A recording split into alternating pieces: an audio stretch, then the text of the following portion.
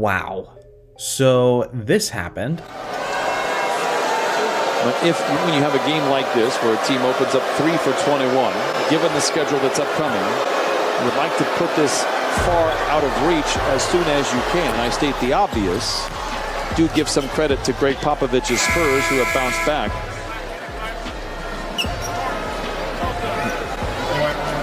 Excuse me for a second. Can we stop all the booing and let these guys play? It's got no class. It's not who we are. Knock off the booing.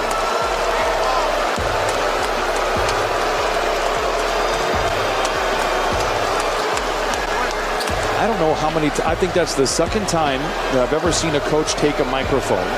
Doc Rivers did it back in 2000, I believe, at 18, 19. They boo Kawhi Leonard. They have not listened to Gregg Popovich. They'll be running. After witnessing this unique move pulled by the all-time great head coach Gregg Popovich, I went to social media to see what people were saying about the gesture, and to my surprise, people were actually pretty split on it.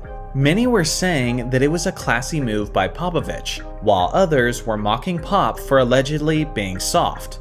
Obviously, based on the title of this video, you guys can tell where I stand on the matter. Without mincing words, this is one of the softest, most pathetic displays I've ever seen in the history of pro basketball. Gregg Popovich is a multi-millionaire because of those people he just told to shut up. It's not like they were throwing things onto the court. To our knowledge, they weren't calling him slurs, and in no way were the fans threatening to be physical with the players. They were simply booing the opposing team at a sporting event, which has literally been an acceptable action for as long as sports have existed.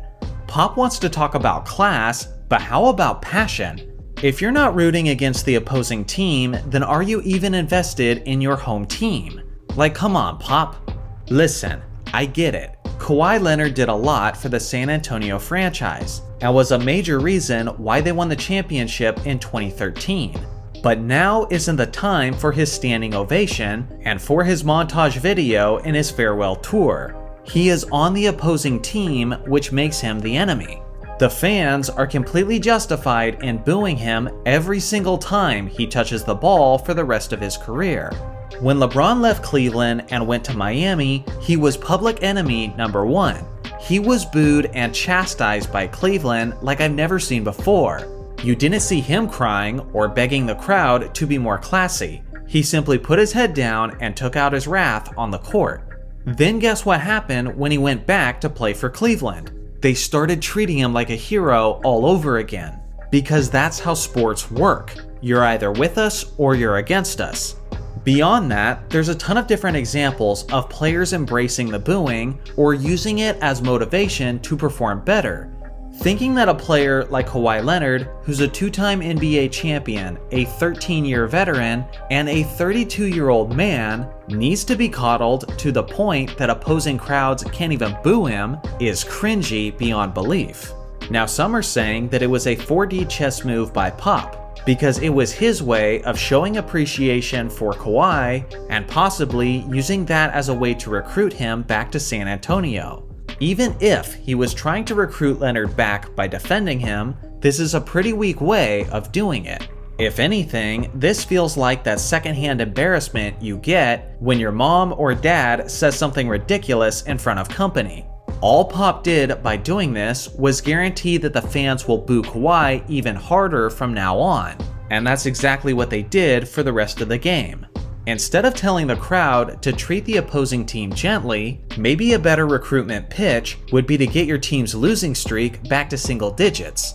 What's crazy about this whole thing is how it also shows that Pop is extremely out of touch with his own audience. Someone needs to tell Pop that his team plays in Texas, and telling a large group of Texans how to live their lives is usually not something they're gonna respond kindly to. There's also the irony of Pop telling a crowd to have some class when he has a deep history of being anything but classy to the media. Overall, this was an extremely bad look for a multitude of reasons. But let's be clear, this doesn't change anything about my opinion of Coach Popovich as an incredible head coach. That legacy is secure. But what it does do is reaffirm to me that this is the softest era in basketball history. which is no fault of the players, or at least most of them. We have a coach telling the home crowds to speak gently to the opponents. We have referees throwing out superstars like Giannis because he made eye contact with the opponent for 1 second. We have a commissioner who's completely lost as to how to address the issue of flopping. And now we have minimum game requirements put in place for players to be eligible to win awards, because the league has been enabling load management for far too long. If you're a fan of the talent in this modern NBA, that's cool. If your favorite player is currently active, then that's awesome. But come on, let's be real. The current NBA product is soft as putty.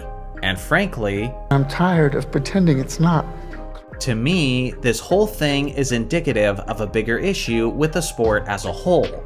I understand that some fans take things too far, by saying things that they shouldn't say, or by threatening players, or by getting physically involved. And I also understand how the league has been paranoid ever since the Malice at the Palace took place nearly 20 years ago. But good lord, people, we're literally at the point where a coach is asking the home crowd to not boo the opposing team because allegedly it isn't classy. Do these San Antonio fans need to fund Kawhi Leonard's therapy sessions as well? I'm waiting for Pop's answer on that, seeing how he has anointed himself as the moral compass of all sportsmanlike conduct. Am I being too harsh?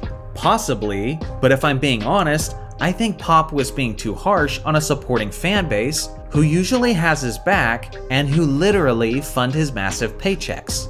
Ultimately, I'm just a guy with an opinion, and I'm curious to know the opinions of my viewers as well. Was Gregg Popovich out of line by calling out the San Antonio crowd? Or was he completely justified in saying that the fans needed to be more respectful? I look forward to hearing where you guys stand in the comment section below. Thanks for watching as always, make sure to like and subscribe for more basketball content, and I'll see you guys in the next video.